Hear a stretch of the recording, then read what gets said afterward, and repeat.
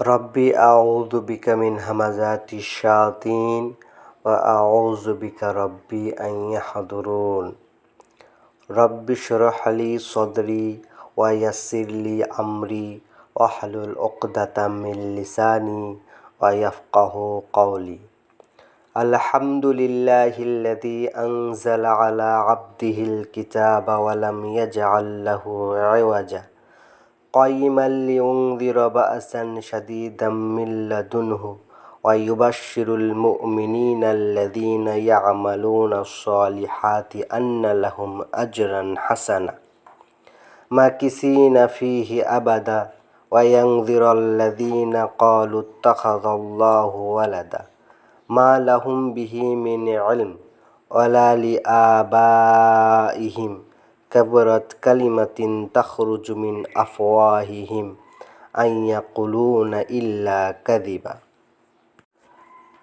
রব্বি, আমার সৃষ্টিকর্তা প্রতিপালক, আউযু বিকা, আশ্রয় প্রার্থনা করছি আপনার নিকট, মিন হতে, হামাযাতিন সমস্ত রকমের প্রবঞ্চনা প্রতারণা হতে, আশ-শায়াতিন শয়তানদের, ওয়া আউযু এবং আশ্রয় প্রার্থনা করছি, বিকা আপনার নিকট, রব্বি আমার সৃষ্টিকর্তা প্রতিপালক, আন ইয়াহদুরুন তাদের সমস্ত রকমের উপস্থিতি হতে।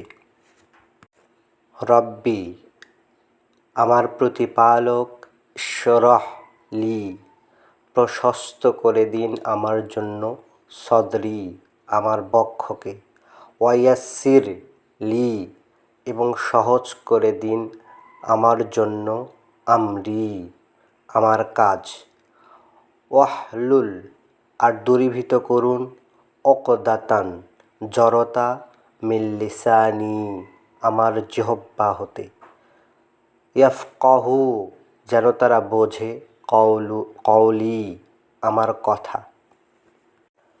আলহামদুলিল্লাহ সমস্ত কৃতজ্ঞতার প্রশংসা তো সেই একক উপাস্যের জন্যই, আল্লাযী যিনি, আনজালা আলা আবদিহিল কিতাব অবতীর্ণ করেছেন তার দাসের প্রতি একটি লিখিত বিষয়াদি, ওয়া লাম ইয়াজআল লাহু ইওয়াজা আর তিনি রাখেননি তাতে কোনো বক্রতা অসঙ্গতি, কাইয়িমান প্রতিষ্ঠিত করতে, লিইউনযিরা যাতে অবশ্যই সতর্ক করা হয়, বা'সান শাদীদ কঠিন শাস্তি সম্পর্কে, মিন লাদুনহু যা অচিরেই তাদের নিকটে, ওয়া ইউবাশশিরুল মুমিনিনা আর তা অবশ্যই সুসংবাদ সেই বিশ্বাসীদের জন্য, আল্লাযীনা ইয়া'মালুনাস সালিহাত যারা করে চলছে তাদের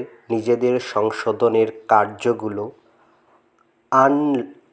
আন লাহুম আজরান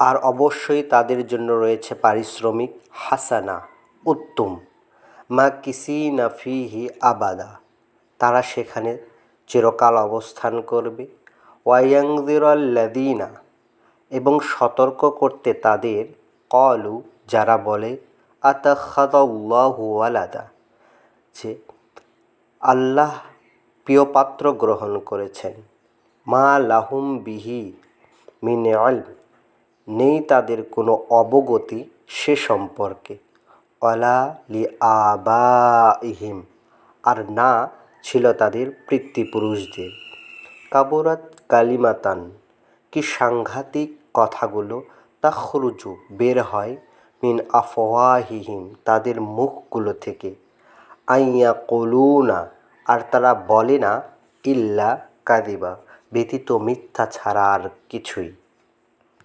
বিসমিল্লাহির রহমানির রহিম সেই একক উপাস্যের নামে যিনি পরম করুণাময় অসীম দয়ালু। আজকে বক্তব্যর বিষয় হল বিশ্বাসের ন্যূনতম স্তরসমূহ। আল্লাহ ও পরকাল বিশ্বাস একটি অ্যাকাউন্টের মতো, যদি বিশ্বাস পূর্ণ না হয় তাহলে আপনার সমস্ত সৎ ভালো কাজগুলো নষ্ট হয়ে যেতে পারে। হাবিতাত আমালুহুম, অর্থাৎ তাদের সেই উত্তম কর্মগুলো নষ্ট হয়ে যাবে। আসুন আমরা আমাদের বিশ্বাসের স্তরগুলো দেখে নিই এবং আমাদের বিশ্বাসকে সুসংহত করি, যেন আমাদের আমলগুলো নষ্ট না হয়ে যায়। কোরআনে বিশ্বাসের স্তরসমূহ নিয়ে বলা হয়েছে মোট 28টি আয়াতে।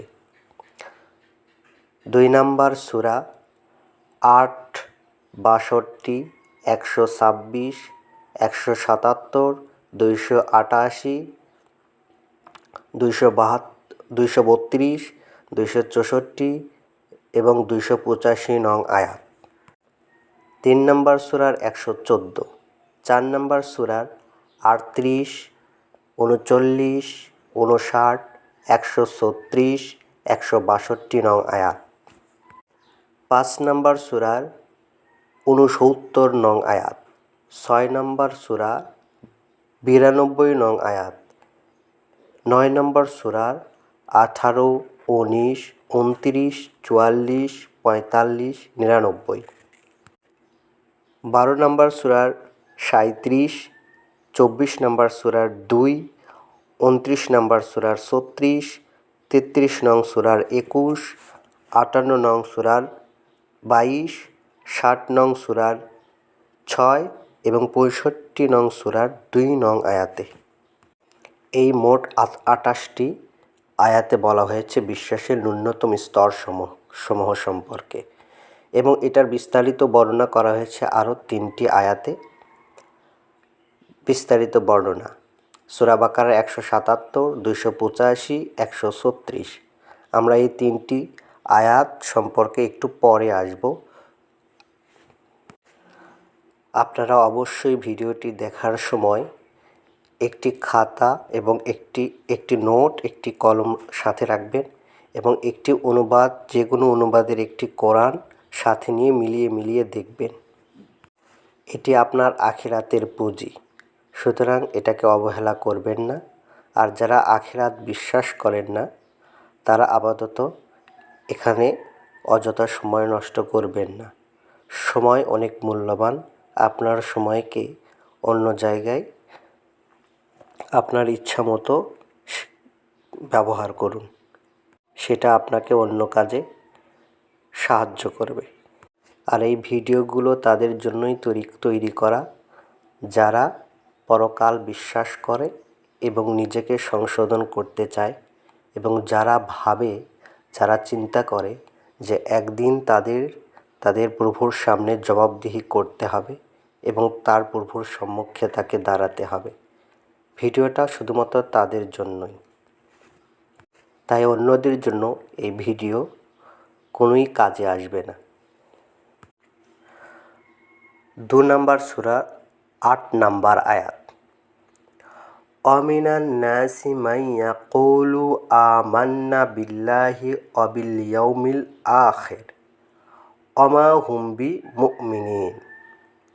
আর আছে মানুষের মধ্যেও এমন যারা বলে আমরা আল্লাহতে বিশ্বাস করি এবং পরকালকে বিশ্বাস করি, কিন্তু তারা প্রকৃত অর্থে বিশ্বাসী নয়। উখাদিউনাল্লাহ, তারা ধোঁকা দিতে চায় আল্লাহকে, ওয়াল্লাযীনা আমানু, এবং যারা বিশ্বাস এনেছে তাদেরকেও। ওমা ইয়াখদাউনা ইল্লা আনফুসুহুম ওমা ইয়াশউরুন, কিন্তু তারা নিজেদের ছাড়া আর কাউকেই ধোঁকা দিচ্ছে না, এটিই তারা বোঝে না। ফি কুলুবিহিম মারদান,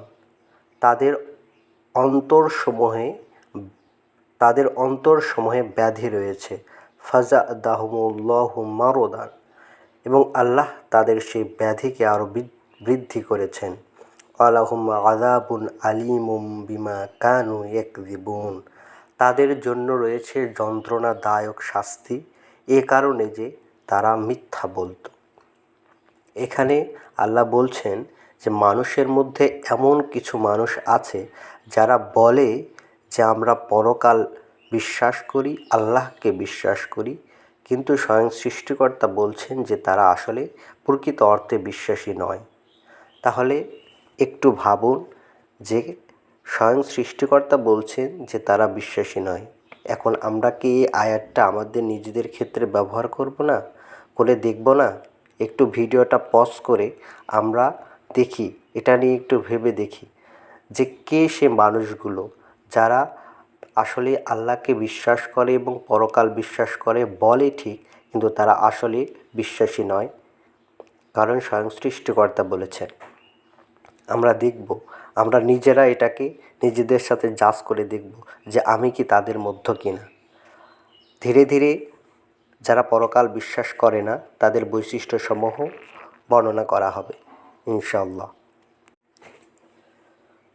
2 নম্বর সূরা 62 নম্বর আয়াত, ইন্নাল্লাযীনা আমানু, আর যারা বিশ্বাস এনেছে, আল্লাযীনা হাদু, আর যারা হয়েছে হেদায়েতের দাবিদার, নাসারা, এবং সাহায্যকারী, অসাবিঈনা, এবং সেই সাবি অর্থাৎ প্রাক্তনেরা, মান আমানা বিল্লাহ, যে কেউ বিশ্বাস করবে আল্লাহতে, ওয়াল ইয়াউমিল আখির, এবং পরকাল দিবসের প্রতি, ওয়া আমিলা সলিহান, এবং করবে কর্মসমূহ নিজেদের সংশোধনের, ফালাহুম আজরুহুম, তাদের পারিশ্রমিক, ইনদা রব্বিহিম, তাদের সৃষ্টিকর্তা প্রতিপালকের নিকট, আলা খাউফুন আলাইহিম, আর না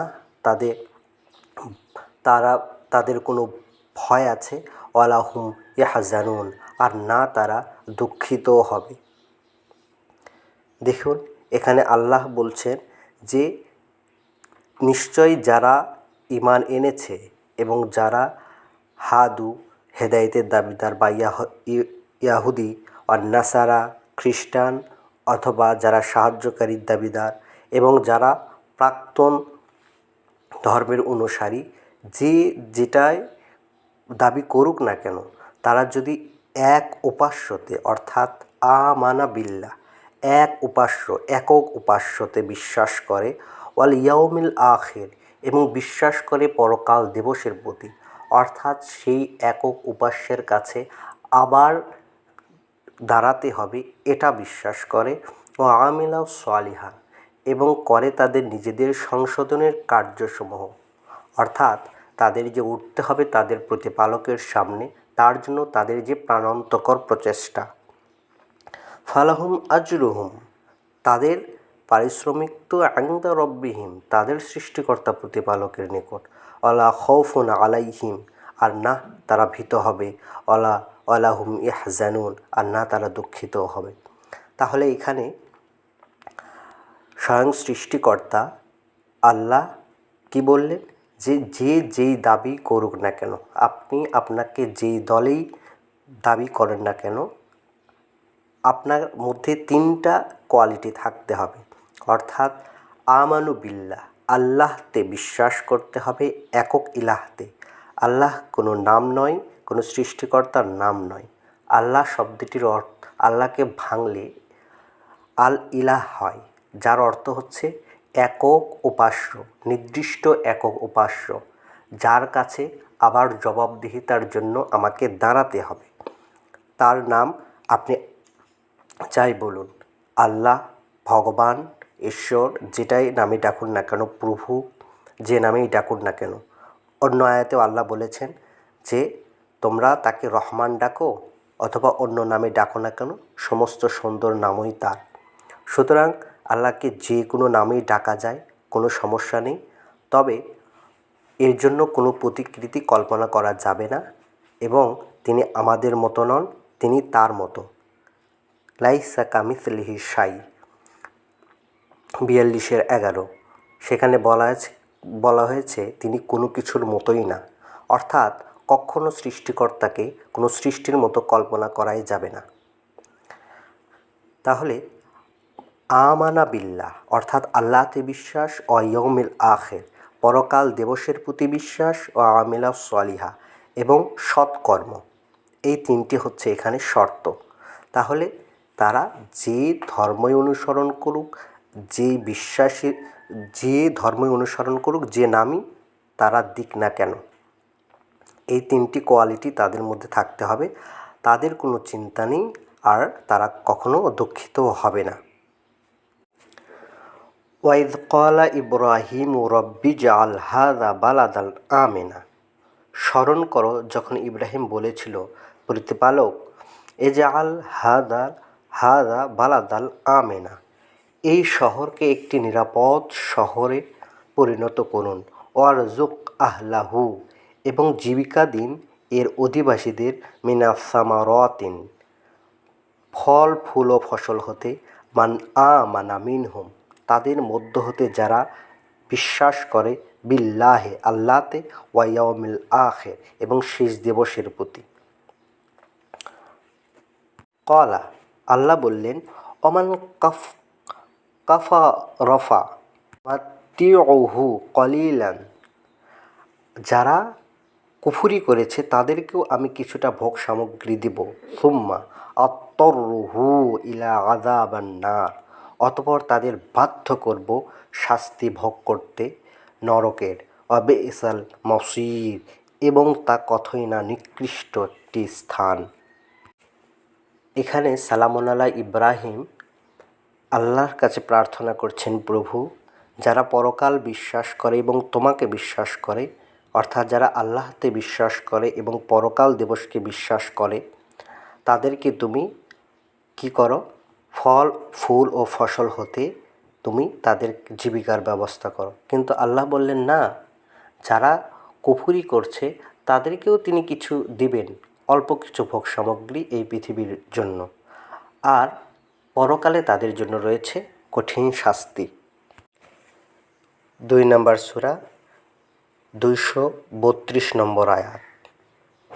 ওয়াইযা তাল্লাকতুমুন নিসা, যখন তোমরা নারীদেরকে বিচ্ছেদের কল্পনা করো, চিন্তা করো, ফাবাল্লাগনা আজালাহুন্না, অতঃপর যখন তারা পৌঁছে যায় তাদের নির্দিষ্ট মেয়াদে, ফালা তা'দুলুহুন্না, তখন তাদের বাধা দিও না, আন ইয়ানকিহিনা, যদি তারা আবার বিবাহ করে, আজওয়াজুহুন্না, তাদের স্বামীদের, ইযা তারাদ্দাউ বাইনাহুম বিল মা'রুফ, এবং যদি তারা পরস্পরের সাথে আবার বিধিবদ্ধ হয়ে থাকার অদা করে। যালিকা ইউআযু বিহি, ওইরূপেই ওয়াজ করা হচ্ছে এ দ্বারা, অর্থাৎ আল্লাহর আয়াত দ্বারা, মান কানা মিনকুম, যে কেউ তোমাদের মধ্য হতে, ইউমিনু বিল্লাহ, বিশ্বাস করে ওই একক উপাস্যে, ওয়া ইয়াউমিল আখির, এবং পরকাল দিবসের। যালিকুম আযকা, অবশ্যই ওইটি তোমাদের জন্য অধিকতর পরিশুদ্ধ, লাকুম, তোমাদের জন্য, ওয়াত্তরহু, এবং পবিত্রতম। আল্লাহু ইয়ালামু, আর আল্লাহ অবগত আছেন, ওয়া আনতুম লা তা'লামুন, কি তোমরা করে চলছ তাতে। আয়াতটি তালাক সম্পর্কিত, তবে এখানে মেইন যে জিনিসটা সেটা হচ্ছে আল্লাহ বলছেন এটি তাদের জন্য ওয়াজ বা উপদেশ।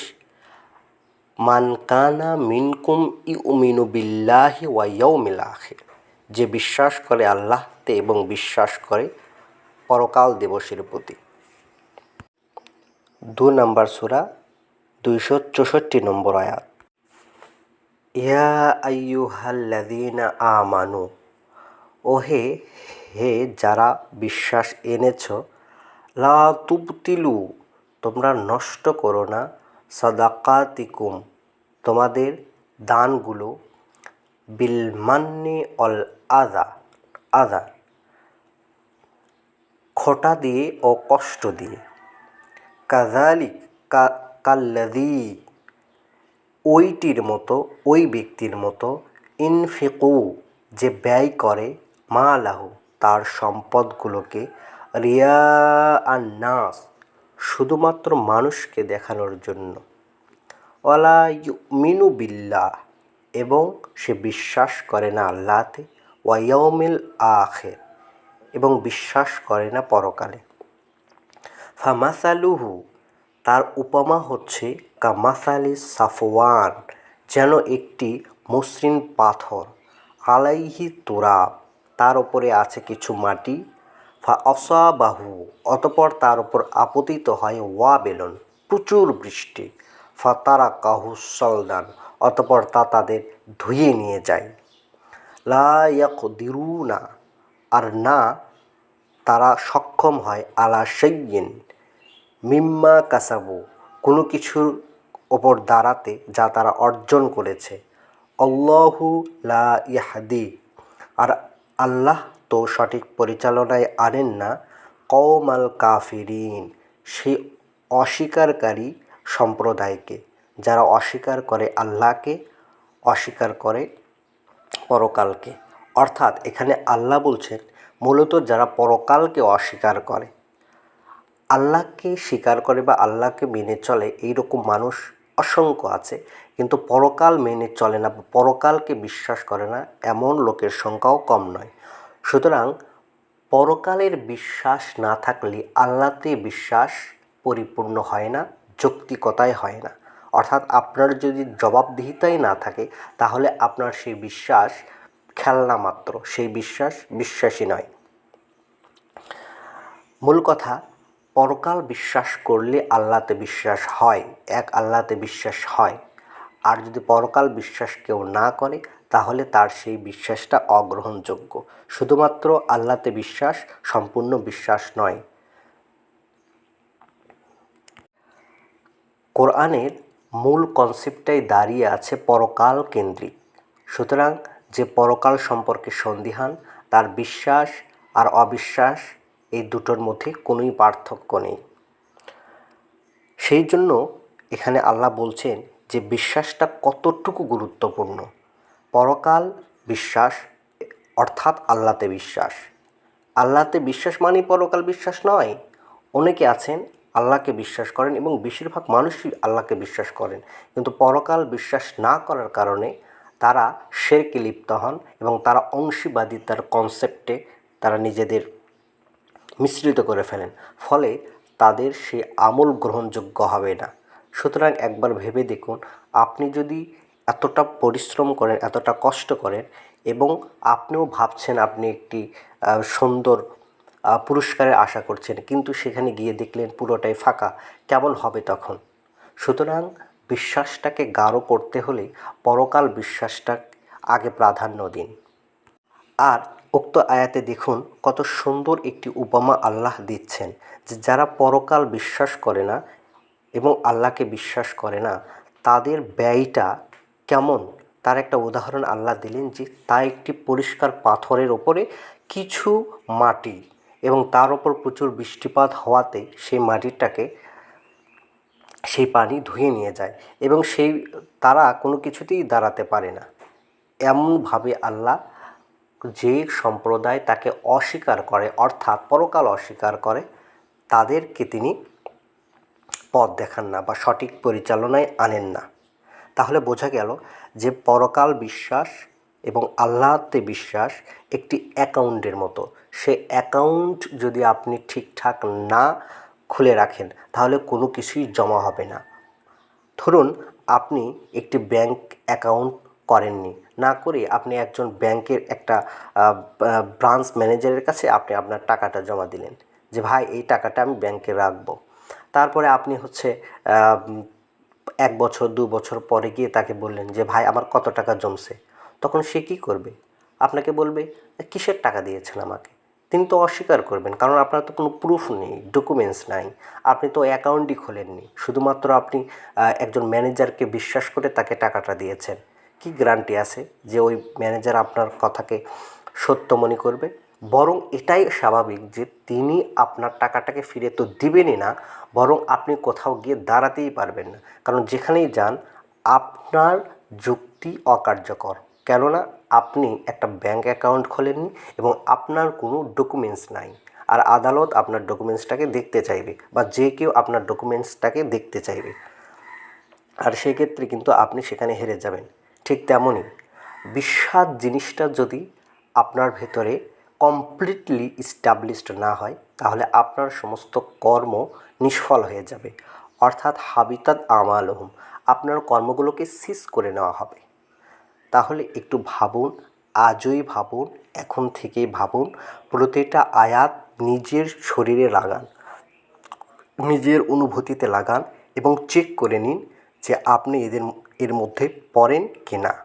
শুধু আপনি নয়, আমার জন্য একইভাবে প্রযোজ্য।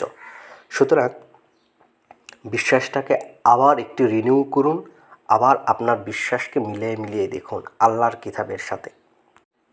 দেখুন, জীবন একটি, এরপরে যদি এই জীবনটা অযথায় কোথাও খরচ হয়ে যায়, তাহলে সেদিন কিন্তু আফসোসের সীমা থাকবে না।